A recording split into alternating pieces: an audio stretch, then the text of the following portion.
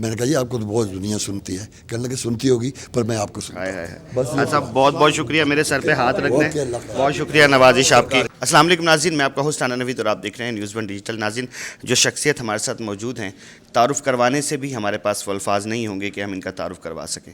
بر صغیر پاک و ہند کا اس وقت کا ایک سب سے بڑا نام موجودہ وقت میں اگر کہا جائے تو شہنشاہ غزل ہمارے استاد محترم ہی ہیں۔ میں تعارف نہیں کروانا چاہوں گا، نہ ان کا نام لینا چاہوں گا کیونکہ آپ پہچان گئے ہوں گے۔ سر السلام علیکم۔ جی وعلیکم السلام۔ کیسے ہیں آپ؟ ٹھیک ٹھاک ہیں؟ بس غلام علی ہوں اور سب ٹھیک ہے۔ غلام علی ہیں تو اس میں کوئی شک نہیں ہے، آپ پہ خاص کرم نوازیاں ان کی شروع سے رہی ہیں۔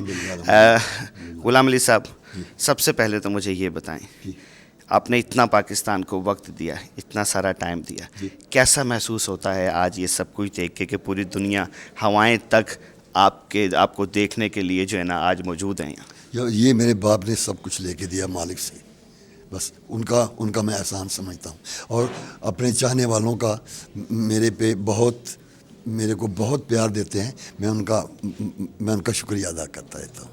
کیا کہنے خان صاحب، یہ بتائیں کہ پاکستان کے اندر دوبارہ کوئی غلام علی یا کوئی مہدی حسن پیدا کیوں نہیں ہو پا رہا؟ ہاں، اللہ چاہے گا تو ہو جائے گا، ایسی کیا بات ہے، سب کچھ ادھر سے ہو سکتا ہے اگر کوئی اتنا عشق کرے جتنا ان لوگوں نے یا بڑے لوگوں نے کیا ہے۔ یہ بڑے لوگوں میں سے پہلے یہ بھی آتے ہیں، بالکل ایسا ہے، اس میں کوئی شک نہیں۔ تو جیسا اللہ سے مانگو ویسا ملتا ہے۔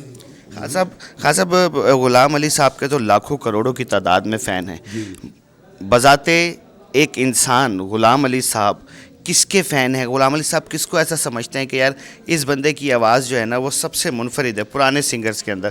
غلام علی صاحب کس کو زیادہ لائک کرتے ہیں؟ سنگر کے اندر مجھے جیسا میرے استاد تو ہیں ہی، استاد بڑے غلام علی خان صاحب اور استاد امیر علی خان صاحب، ان جیسا میں سر میں اور ان جیسا میں نست علی کی گویا بہت کم سنا ہے۔ باقی سلامت علی خان صاحب ان کے بعد وہ بھی اسی زمرے میں آتے ہیں، اور پھر بڑے بڑے لوگ جو بھی ہیں وہ چاہے انسٹرومنٹل ہیں چاہے وہ سنگر ہیں، میں اچھے لوگوں کا سب کا دعا گو اور خادم ہوں۔ رفیع صاحب کے ساتھ ایک واقعہ ہوا تھا جب آپ انڈیا گئے تھے، وہ واقعہ دوبارہ بتانا چاہتا ہوں۔ رفیع صاحب، میں مختصر یہ سناتا ہوں کہ رفیع صاحب کو صبح مجھے فون آیا، تاج ہوٹل میں ٹھہرا ہوا تھا، تو مجھے کہتے میں سویا ہوا تھا، تو صبح 6 بجے فون آیا، میں رفیع بول رہا ہوں، میں کہ جی کیڑا رفیع، ایسا میرے منہ نکل گیا شرین میں نا، تو نہیں میں محمد رفیع بول رہا ہوں، تھی کون بول رہا ہے؟ میں غلام علی بول رہا ہوں۔ او چند جی، میں خادم، میں بڑا اللہ کا شکر۔ بہرحال انہوں نے اتنے پیار سے بولا کہ مجھے کہنے لگے میں ناشتہ نہیں کرنا جب تک آپ نہ ہو۔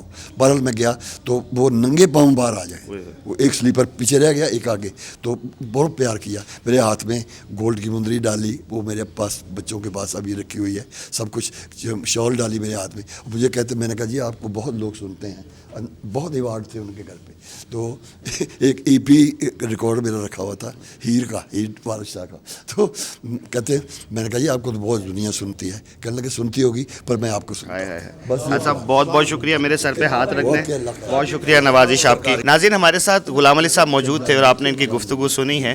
آپ کو پروگرام کیسا لگا؟ کمنٹ سیکشن آپ کے پاس اپنی رائے کا اظہار کیجیے۔ اپنے میزبان رانا نوید کو اجازت دیں، اس امید کے ساتھ کہ آپ اپنا بہت سارا خیال رکھیں گے۔ اللہ حافظ و ناصر۔